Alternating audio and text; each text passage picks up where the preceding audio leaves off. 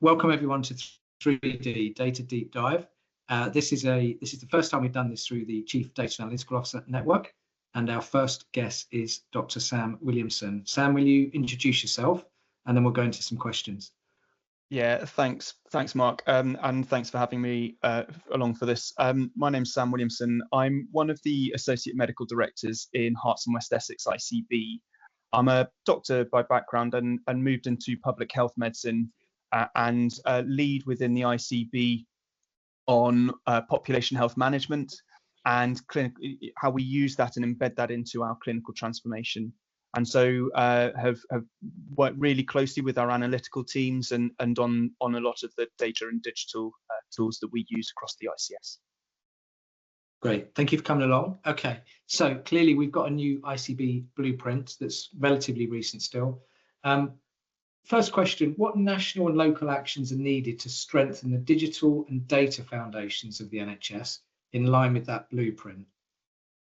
Yeah, so I think probably what we want to do is we want to see whether we want to manage out some of the differences that we see both across ICSs but also at smaller footprints, so that everyone's on a level playing field, and that we've got similar tools, similar data, and similar information to be making the decisions that we need to at a national level, at a regional level, within our ICBs, and then actually increasingly as we begin to make those decisions right down into neighbourhoods, that we've got those tools to really inform those decisions. And so I think probably oh, sorry. That's all right. I wanted to give you a few specific examples of things that could work at scale and just get your comments on those. And if I give you a couple, so things like data governance, information governance would be one. Architecture is clearly a key one, and workforce development is one that I'm particularly interested in. Just say a few words on those three for me. Yeah, so I think data governance, there's a natural opportunity here for us to do this at the highest order possible, isn't there? There's there's a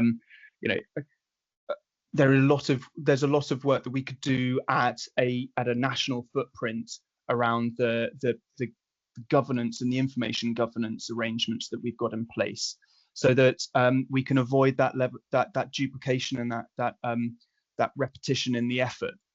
And so really we want to try and do as much of this at the highest order as we possibly can.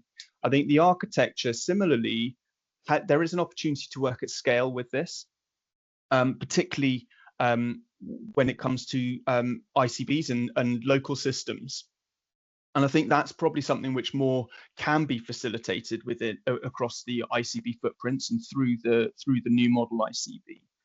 And that really would support some of the interoperability work and that information sharing, both for direct care, but also for population health management, the work that I lead on. And then I think the workforce development, I think that probably is when it starts to really get down into the nitty-gritty of an individual organisation and how we start to bring our analytical teams together to sort of to bring that skill together and take a more collective approach to some of our analytical tasks, and also some of the sort of problems that we're trying to solve using data and analytics. I mean, I haven't really talked so much more about the digital space and the digital tools, but more probably on the data. Yeah, I would say on workforce, if I could come in on that, I'm through the work that we do, I think things like the National Competency Framework, which is the first time we've had a proper set of job descriptions. So as a clinician, you've gone through a fairly accepted and known career trajectory. For an analyst, it's like the Wild West. So having a kind of professional standard. So I'm professionally accredited now. We have a National Competency Framework. We have things like the Goldacre Review that we refer to, so that people are encouraged to proactively share their work. I think those are things that we can do at scale. So if as I do have a particular interest around inequalities, I'm very, very keen and very happy to share all of that with you. And that can be Python libraries of code and approaches to looking at ethnicity in a slightly different way. So I think there are some things that can be done at scale and some things that kind of need to be done locally. Just one more on the blueprint. Can you say a little bit about the outcome frameworks that we might start to develop and how you think those might change according, how we manage that kind of transition from kind of national sort of statutory targets right down to the nuance of areas that potentially have been done in the third sector, we don't have good data for, but we need to commission. So this is something which I'm passionate about. I'm a big advocate of outcomes and not using I think we're very good at measuring activity, aren't we, and not necessarily great at measuring the outcomes. And I think for me, some of the stuff that we've really focused on in Herts and West Essex is actually considering the outcomes across full breadth, from those top level metrics, your classic kind of population health metrics that we're trying to improve on, healthy life expectancy, infant mortality, things like that, down through into your more condition specific metrics. So classic one being something like the proportion of people who died who had 3 or more emergency admissions in their last 90 days of life. But really then trying to get down into those pathway specific metrics, some of those, did people get certain care processes? Are we delivering that evidence-based care? And then I think, so one of the things that we've been looking at building is that sort of almost library of indicators, so that you build this suite of information up about across those different levels. And then what you can do is you can start to surface those different indicators to the right parts of the system. You don't need your ICB board to be seeing how many of your diabetics have had 8 care processes completed. You want them to be seeing what's our rate of amputation amongst our diabetics, and what's our rates of cardiac events amongst our diabetics, and so or even higher level than that. And so you want to be sharing the right information to the right level so that they can make the decisions that are necessary. And so and I think the critical thing for that is that you're building those indicators on high quality data. If I put a challenge to you, and I reflect, I was lucky enough to be invited onto a call yesterday about the canonical data model. So I'm sat amongst a group of experts on definition, glossary, logic, and so on. And we were talking about theatres, and my gentle challenge to them was theatres is relatively straightforward because you can kind of draw a line around it, and there's kind of established ways of recording things. In your role, particularly in public health, I imagine some of the data sets that are really powerful, that are predictive of outcomes, are increased traffic on social media, someone not putting their bin out on time, someone's diet changes, a gym membership being cancelled, the weather, air quality, fuel efficiency for a house. These things don't feel like NHS England have them at their fingertips.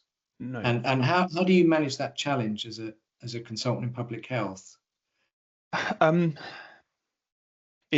I think the first thing is it's a really hard challenge. I think we're starting to link up at that person level information from social care, and we're exploring some of those opportunities around that linkage as you described.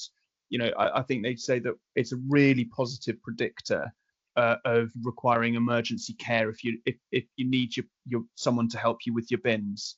And we're looking at how we can join some of that wider determinants data up. It is very difficult, and actually mostly because what we've got, which is brilliant in the NHS, is a single common identifier with the NHS number, and of course you don't necessarily have that with some of those wider data sets. So I think that we're trying to pick off the low-hanging fruit, and I think there's a huge amount that we can do with that low-hanging fruit. I think what you've described is really, really important data, and I think there's an opportunity, particularly with some of the emerging technologies around natural language processing and stuff like that, to start to gather and codify some of those key pieces of information. So we've been capturing more information locally around loneliness and living alone, and whether someone's in receipt of care or not, and capture and codifying that information. I think the other bit, just adding to the areas that you talked about, which is historically something which we aren't fantastic at measuring, it's the quality of life. And we're very good at capturing when people need services and need care, and not necessarily gathering the information on the 99.9% of the time that they're not receiving care, but they're, how are they getting by in their own home, in their usual place of residence. And I think, and linked to that, Muir Gray would say that we also over medicalize a lot of conditions, and those are usually things that towards the end of someone's life. So we maybe too many people have had cataract operations that perhaps didn't need them, or people have had surgery where they should have had physio, and so on. If in answering that, I just want to sort of extend into the next question, which is which of the ICB functions do you think are most reliant on high quality analytics? So when we get into, people talk about value-based care, but we don't really have an outcome frame that reflects that at the moment. And I still think we're relatively early on in pop health.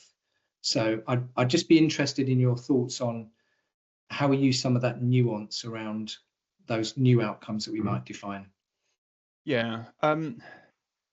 It's going to be a phased approach, isn't it? And I think there are some examples. Sorry, just slightly sort of linking back to the previous question and discussion. I think there are examples of that sort of moving along that phased approach. There are some more intervention specific measures of success. But I think, one of the simplest things that we can do is to say, have you set a goal? If you're living with a long-term condition, as part of your annual review, have you set a goal? And then assessing, it doesn't have to be the specifics of what's in the goal, what the goal is. It could be, I want to walk to the end of the street, or it could be that I want to run the marathon next year. And then then you can actually measure success by, did that goal get achieved? So it's not, it's still something that isn't like asking a series of questions to measure somebody's quality of life, but it is going beyond just, did they access a service? Did they receive a care process? Was a goal set, and did that person get to achieve that goal? Because if you manage to achieve the goal that you've set, then you're probably improving somebody's quality of life. So I think that's sort of answering maybe some of the previous question that sort of moves the conversation around outcomes from the purely kind of NHSE, let's count some activity, towards that more value-based outcomes. And I think if we can coming back to that, if we can sort of create that, we often call it in our system that is a sort of hierarchy of outcomes, from those whole population measures, the things we really want to shift the needle on, down into the sort of more program or cohort specific indicators, all the way down into those process measures.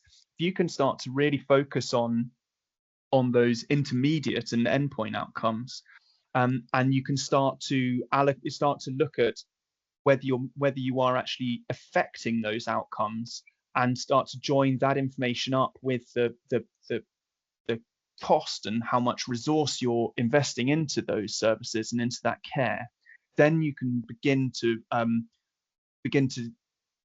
move towards more of a value-based decision making, value-based healthcare.